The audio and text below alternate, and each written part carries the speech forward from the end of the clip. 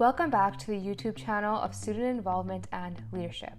Today we're going to be talking about effective delegation, which is a core concept of management leadership. The definition of delegation is entrusting a task or responsibility to another person, typically one who is less senior than yourself. Along with delegation comes many challenges that a leader may face. One of them is feeling the loss of control and authority. Some people feel that they have a tendency to micromanage others. Some leaders also think that it actually saves time and is more efficient if they just do everything themselves.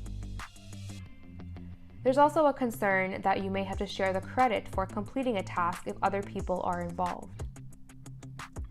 There is also a potential of a fear of failure and lack of confidence in your team members. Some people also think that it's just better if they can do everything themselves because they can do it better.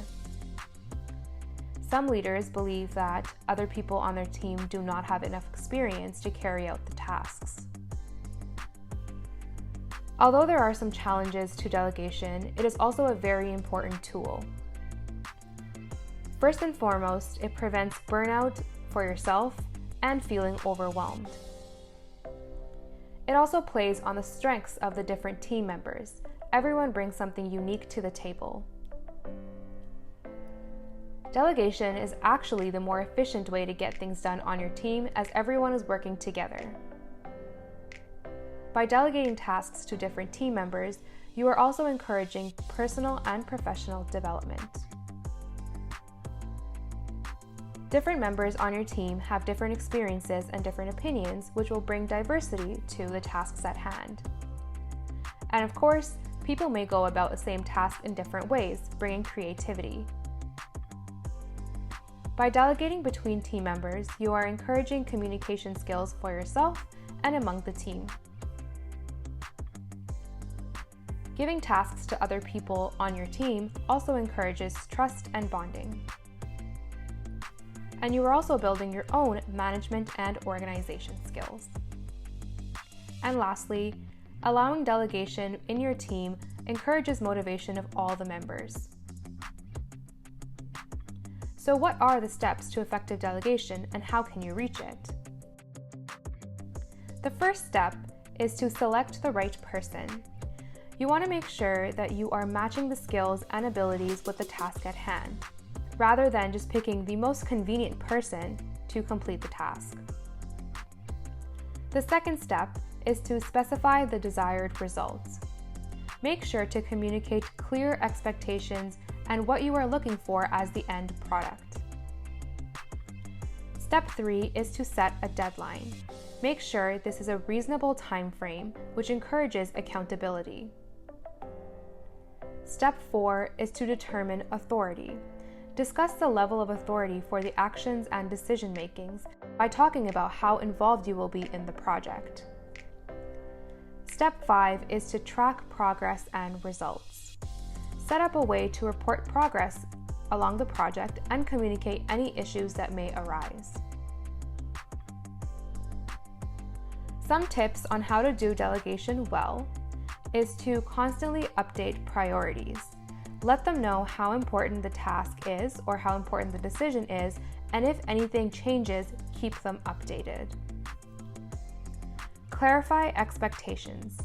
Outline what the finished product should look like ideally and what it should look like when it's done well.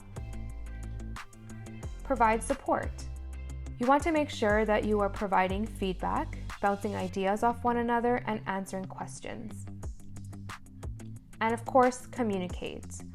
All aspects of delegation require clear communication about the expectations, criteria, timelines, and authority level. Some don'ts of delegation, or things to avoid, are expecting people to read your mind. People will not know what you're thinking unless you explicitly tell them. Like we discussed, expectations, timeline, criteria, and authority level. Do not do drive-by delegation, which means picking individuals based on convenience. Really think hard about who is getting what task and why. Do not underestimate the required time or effort needed for each task. Discuss with the person what a realistic timeline is to ensure everyone is committed and on the same page. Try not to micromanage. Communicate the authority level and determine how closely you're going to work and manage the individual. Do not delegate away your unique abilities. Try to keep for yourself the things that you do best and enjoy doing. These are aspects of your personality that bring most value and brought you to the leadership position that you are in today. Do not delegate lazy tasks. These are tasks that you either don't want to do or are too lazy to do. These actually make the individual feel underappreciated. Examples of these tasks include replying to emails because you can't be bothered. I hope this information has been helpful. If you would like more information, these are links of 2 articles. And of course, if you have any other questions, feel free to contact me at osoleadership@gm.slc.edu.